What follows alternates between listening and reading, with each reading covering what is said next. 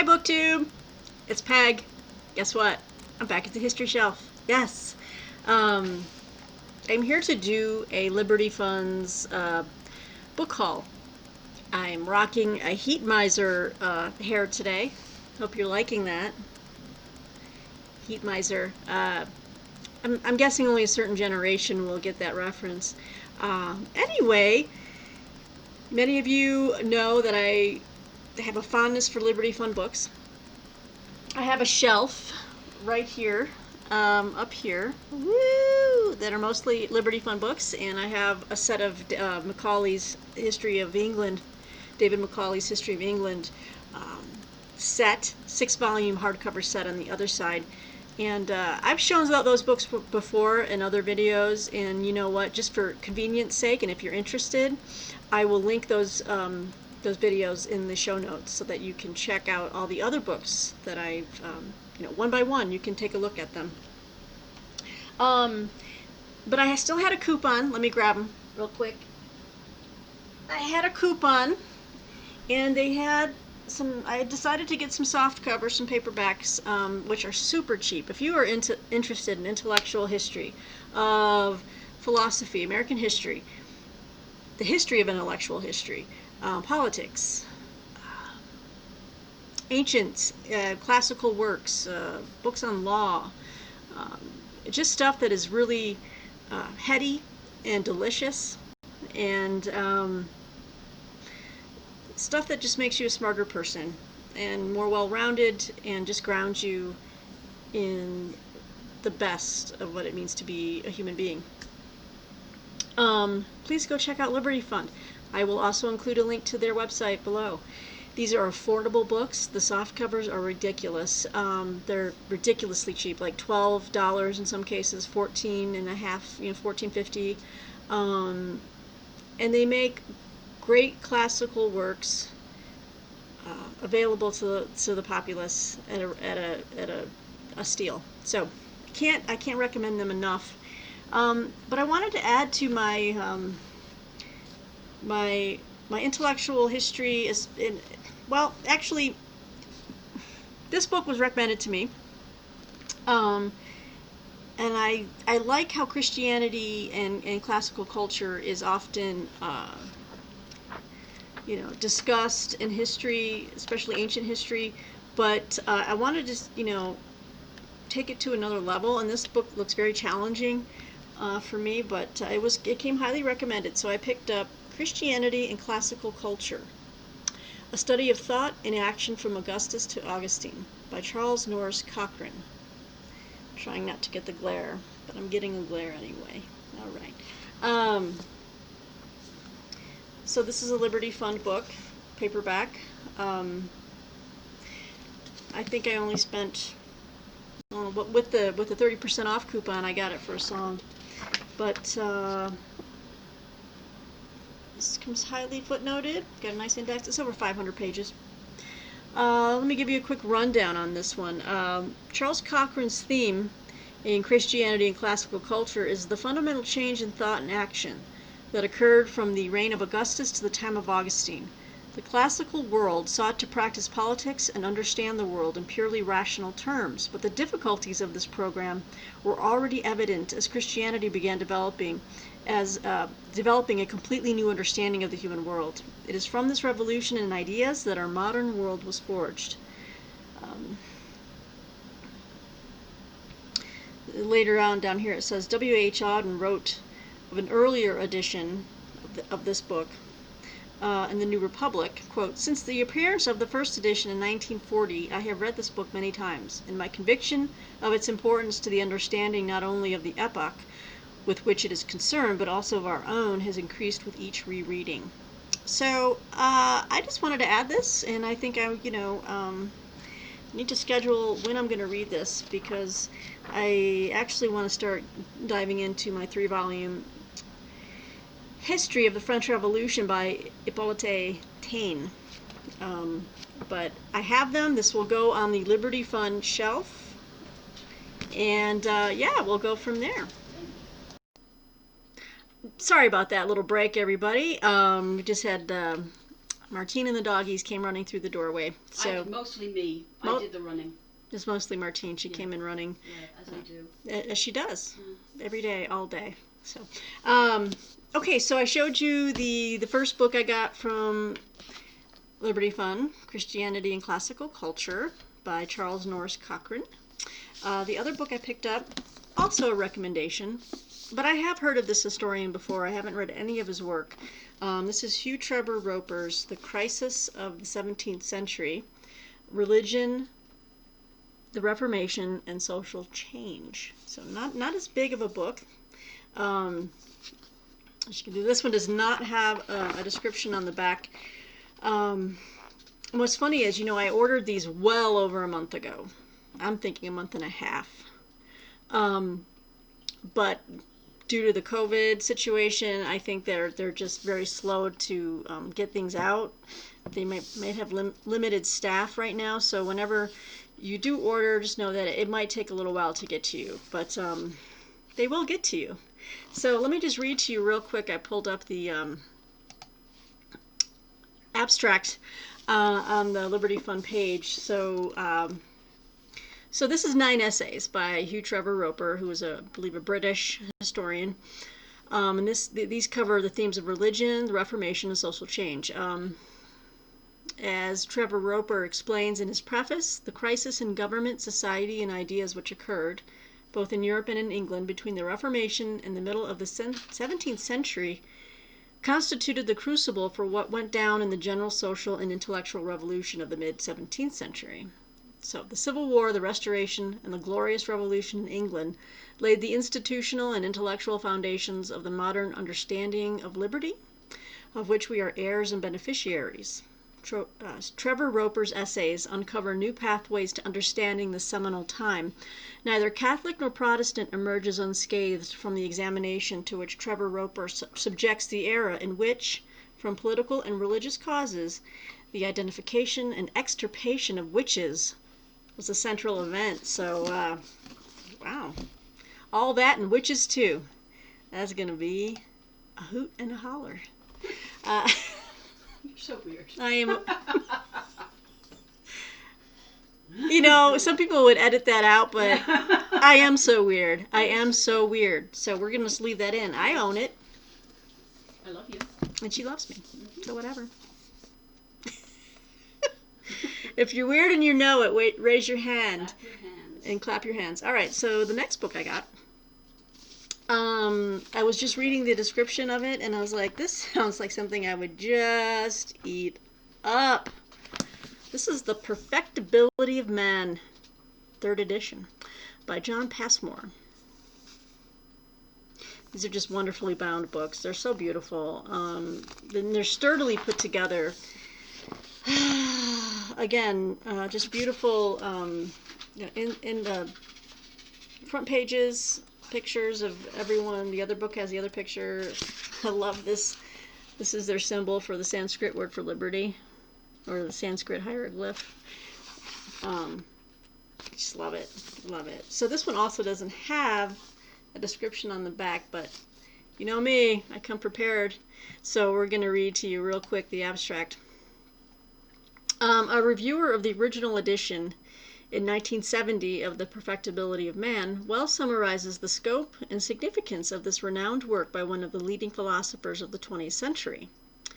Quote, beginning with an analytic discussion of the various ways in which perfectibility has been interpreted, Professor Passmore traces its long history from the Greeks to the present day by way of Christianity, orthodox and heterodox, the Renaissance, the Enlightenment, anarchism, utopias, communism, psychoanalysis, and evolutionary theories of man and society. Both in its broad sweep and in countless supporting reflections, it is a journey through spiritual scenery of the most majestic and exhilarating kind. End quote. So thoroughly and elegantly, Passmore explores the history of the idea of perfectibility, manifest in the ideology of perfectibilism. She's making that word up. That is a new word. Perfectibilism. I love it. And its consequences, which have invariably been catastrophic for individual liberty and responsibility in private, social, economic, and political life. Why does that interest me, everybody? Because I do subscribe to that belief. In the search for perfection, you leave a road full of dead bodies behind you. Um, that is why I'm not a fan of communism. Um, any type of extreme utopianism that just thinks that we can find perfection on this earth, uh, it's a recipe for disaster and death. So that is my public service announcement. Really that is my PSA for the night. Um, yeah, I feel very strongly about that. The study of history, to me, corroborates the truth of that statement of what I've just said. And you will not achieve perfection on this earth. Man will never achieve perfection on this earth. I know I'm making a bold statement, but I've never believed in anything more. So there you have it. You just killed all conversation. All right. Well, I'm sure I'll get some. People who disagree with me. I do believe in people bettering themselves, absolutely. But when you want to harness that to a centralized state, which then takes away the individual aspects of free will in wanting to become a better person, and then it's mandated from above, that's when things go off the rails, and that's when